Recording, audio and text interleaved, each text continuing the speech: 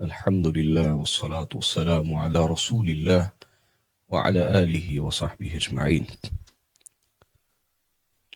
یہ چند سوالات میرے پاس آئے ہیں، ان کا انشاءاللہ میں یکے بعد دیگرے ایک ایک کر کے جواب دیتا ہوں انشاءاللہ۔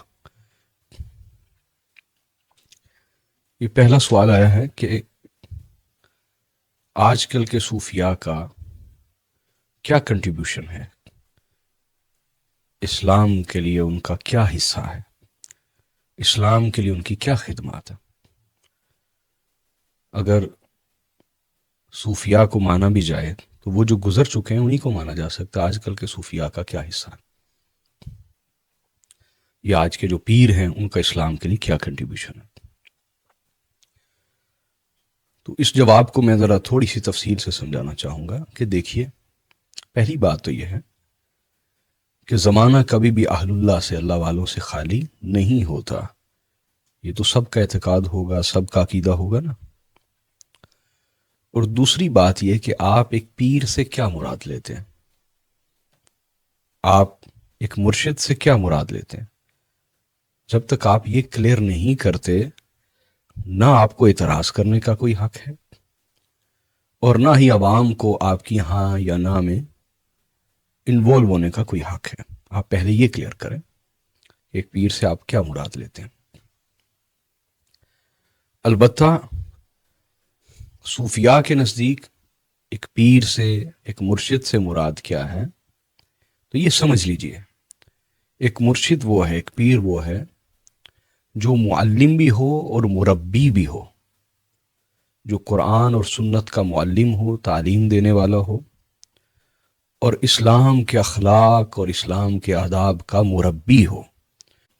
یعنی اسلام نے جو اخلاق دیے ہیں اور اسلام نے جو آداب دیے ہیں زندگی کے ہر شعبے کے لیے، جو ان کی تربیت دے، جو ان کا مربی ہو، اور قرآن اور سنت کا جو علم ہے اس کا وہ معلم ہو، علم دینے والا ہو، وہ ایک مرشد ہے۔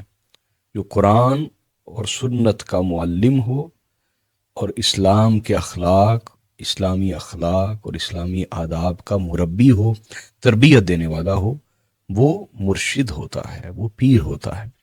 یہ سمجھ گئے بات آپ؟ اب جو اس پیمانے پہ پورے نہیں اترتے تو جان لیجئے کہ جیلی لوگ تو ہر شعبے کے اندر موجود ہیں۔ تو کیا ان کی وجہ سے آپ اس شعبے کو بند کر دینا مناسب سمجھتے ہیں؟ جیسے دیکھیں ڈاکٹرز کے طبقے کے اندر بہت سارے جیلی لوگ ہیں، اور بہت سارے ایسے لوگ ہیں کہ جن کے لیے سب کچھ ان کے مفادات، ان کی فیس، ان کی دولت ہے، اور ایسے ڈاکٹرز کے واقعات آئے دن آپ کے سامنے آتے ہیں۔ تو کیا ان کی وجہ سے آپ تمام ڈاکٹرز کو برا بھلا کہتے ہیں؟ تو کیا میڈیکل کالجز بند کر دینے چاہیے؟ کیا کبھی کسی نے یہ بات کی؟ اور جو کرے گا دنیا اسے پاگل، مجنون، بے عقل انسان کہے گی، ایسا ہی ہے۔ تو جب ڈاکٹرز کے طبقے کے اندر جیلی اور جھوٹے لوگوں کی موجودگی کے سبب تمام ڈاکٹرز کو کوئی برا نہیں کہتا، تو اسی طرح صوفیاء کے نام پر، پیروں کے نام پر، مرشدوں کے نام پر اگر 2 نمبر لوگ، جھوٹے لوگ آگے ہیں تو آپ ان کی مذمت کریں، ان کی مذمت کریں، انہیں ان کا رد کریں، علمی طور پر لوگوں کے اندر شعور ڈیولپ کریں کہ یہ لوگ اس ٹائٹل کے حقدار نہیں ہیں۔ ایک پیر اور مرشد وہی ہے جو معلم بھی ہو اور مربی بھی ہو۔ یہ سمجھ آ گئی بات؟ تیسری بات یہ سمجھ لیجئے کہ ایسے لوگوں کو پروموٹ کون کرتا ہے؟ عوام کرتی ہے۔ عوام سچے لوگوں کا کتنا ساتھ دیتی ہے، اور جھوٹے لوگوں کے ساتھ وہ دھڑا دھڑ کٹھے ہو جاتے ہیں۔ تو یہ دراصل عوام کی اپنی ہی خواہشات کا ایک مجسمہ ہوتا ہے جس کے وہ گرد طواف کر رہے ہوتے ہیں۔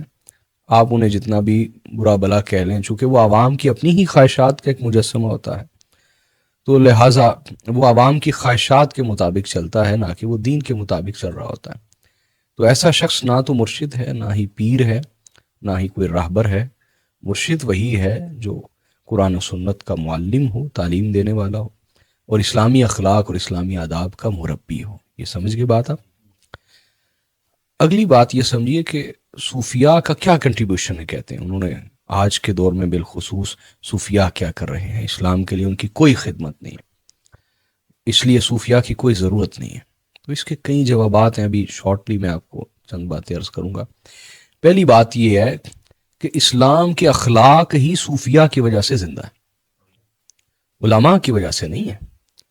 آپ سوشل میڈیا اگر استعمال کرتے ہیں تو آپ کو اندازہ ہوگا کہ علماء ممبروں پہ بیٹھ کے کس قسم کی زبان بولتے ہیں، اور خصوصاً جب وہ کسی سے اختلاف کر رہے ہوتے ہیں تو اس وقت وہ اخلاق اور تہذیب کے معیار سے کتنا گر جاتے ہیں یہ آپ آسانی سے جان سکتے ہیں۔ اگر وہ کسی مکتبہ فکر سے اختلاف کرتے ہیں اس وقت ان کے رویے کتنی گراوٹ کا شکار ہو جاتے ہیں، آپ بڑی آسانی سے ججمنٹ کر سکتے ہیں، معلوم کر سکتے ہیں۔ تو اسلام کے جو اخلاق ہیں وہ زندہ ہی صوفیاء کی وجہ سے ہیں، وہ زندہ ہی مشائخ کی وجہ سے ہیں، یاد رکھیں پہلی بات یہ۔ پھر میں بتا رہا ہوں کہ مرشد سے مراد کیا ہے، میں پہلے بتانے کے بعد پھر یہ بتا رہا ہوں کہ اسلام کے اخلاق زندہ ہی صوفیاء کی وجہ سے ہیں، مشائخ کی وجہ سے۔ ایک شیخ، ایک صوفی، ایک پیر اور ایک مرشد ہی ان چیزوں پر توجہ دیتا ہے۔ جیلی لوگوں کی میں بات نہیں کر رہا، جھوٹے لوگوں کی بات نہیں کر رہا۔ تو یہ آپ کے سامنے صورتحال، علماء سوشل میڈیا پہ جس طرح کی زبان بولتے ہیں اور جس طرح کے رویے پیش کرتے ہیں، اور سوچئے کہ یہ ریکارڈنگز کے آگے ان کے رویے، تو جب وہ اپنی نجی محفلوں میں بیٹھتے ہوں گے اور اپنے حلقہ احباب کے اندر ہوں گے اس وقت ان کے رویے یا ان کی بولیاں کس طرح کی ہوں گی۔ پھر اگلی بات سمجھ لیجئے کہ یہ جو کہا جا رہا ہے کیا کنٹریبیوشن ہے آج کے دور کے صوفیاء کا، بہت بڑا کنٹریبیوشن ہے۔ میں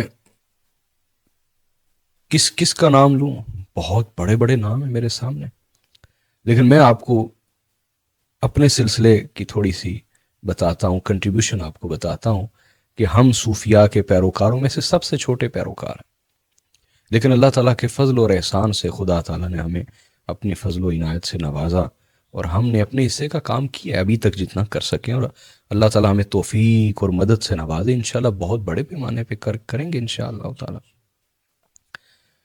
تو ہم صوفیاء کے سب سے چھوٹے پیروکار ہونے کے ناطے آپ کو یہ بتاتے ہیں کہ آج تک ہم نے 5000 سے زائد طلباء کو ترجمۃ القرآن پڑھایا، 5000 سے زائد طلباء کو میں نے خود ترجمۃ القرآن پڑھایا باقاعدہ کلاس میں بیٹھ کے، ٹھیک ہے۔ اور لاکھوں لوگ ہیں جن تک پاکستان کے کئی 100 شہروں میں جا کے ہم نے شعور کو زندہ کرنے کے لیے اور جہاد بالعلم کرتے ہوئے جہالت کا خاتمہ کرنے کے لیے سفر بھی کیا ہے، لوگوں کے پاس بھی گئے ہیں، اور بغیر کوئی مکا کیے اور بغیر کوئی ڈیلنگ کیے اپنے لیکچرز کی اور بغیر کوئی تجارت کیے اپنی تقریر کے اوپر گئے ہیں اور لاکھوں لوگوں تک شعور پہنچایا ہے، انہیں قرآن اور سنت کا شعور دیا ہے اور ایک الگ انداز سے ان کو دین سمجھایا ہے جو دلوں میں اترا ہے الحمدللہ تعالی، اور قرآن مجید کی تعلیم دی ہے، دروس قرآن، تفسیر قرآن کے دروس جگہ جگہ، سنت رسول کے، اخلاق رسول کے، اہل البیت علیہ السلام کی محبت کے، ان کے سیرت اور کردار کے، خلفۂ راشدین کی سیرت پر۔ تو یہ صوفیاء کے ایک ادنا پیروکار ہونے کے ناطے اللہ کے فضل اور توفیق سے جو آپ کے سامنے وہ ہم آپ کو بتا رہے ہیں، اور پھر آپ دیکھیں درجن سے زائد کتب آپ کو پیش کی ہیں لکھ کے، جن میں ہماری سب سے پہلی کتاب ہی توحید پہ، یعنی توحید لوگوں کی مضبوط کرنے کے لیے میں نے اپنی پہلی کتاب ہی توحید پہ چھپوائی، توحید پہ۔ تو توحید پہ وہ آپ کتاب پڑھیں، توحید پہ آپ 50 کتابیں پڑھ لیں، اور دوسری طرف آپ جو میری کتاب ہے آپ اس کو رکھ لیں، اتنے آسان انداز سے اور اتنے زود فہم اور دل نشین انداز سے اور اتنے مدلل انداز سے اور بالکل مختصراً ہر ٹاپک کو اتنے بہترین انداز سے آپ 50 کتابیں اٹھا لیں اس کے اوپر جو موجودہ دور میں لکھی گئی ہیں یا پچھلی صدی میں لکھی گئی ہیں، آپ انشاءاللہ تعالی واضح فرق پائیں گے اور بہتر اس کو پائیں گے۔ تو توحید لوگوں کی مضبوط کی ہے، لوگوں کو توحید سمجھائی ہے۔ پھر روحانیت پہ ہماری کتاب ہے معمولات السالکین، اس میں اصول طریقت بتائیں کہ طریقت کوئی کسی تسبیح پھیرنے کا نام نہیں، کوئی خاص طرح کا جبہ پہننے، خاص طرح کی پگڑی باندھنے، خاص طرح کی ٹوپی پہننے کا نام نہیں ہے، اور نہ ہی تصوف کو بڑے بڑے چلے کاٹنے کا نام، اور نہ ہی جو تصوف ہے یہ کسی دربار کا گدی نشین ہونے کا نام ہے۔ تو تصوف کے اصول اس میں سکھائے ہیں، آپ اس کتاب کو پڑھیں آپ کو اندازہ ہوگا۔ پھر ہماری کتاب ہے میلاد منانے کی حقیقت اور اس کی شرعی حیثیت. اس میں سنت کی اہمیت پہ ہم نے زور دیا اور بدعت کا رد کیا ہے واضح, اور سنت کی اہمیت ان انداز سے پیش کی ہے. آپ اس کو پڑھیے کتاب کو, آپ کو اندازہ ہوگا.